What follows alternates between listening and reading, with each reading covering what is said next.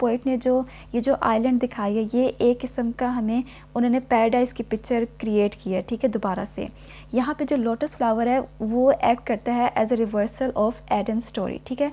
वो रिवर्स कर देते हैं लाइफ ऑफ सेलर्स। क्यों, कैसे कि जो सेलर्स थे उनकी जो लाइफ थी पहले वो हार्डशिप से भरी हुई थी, ठीक है। उनको काम करना पड़ता था, उनकी जो लाइफ थी वो आसान नहीं थी, हर तरह की हार्डशिप को उनको फेस करना पड़ता था। लेकिन लोटस फ्लावर को खाने के बाद उनकी पूरी की पूरी लाइफ चेंज होगी, जैसे एडम एंड ईव की लाइफ चेंज होगी उस फॉरबिडन फ्रूट को खाने की वजह से।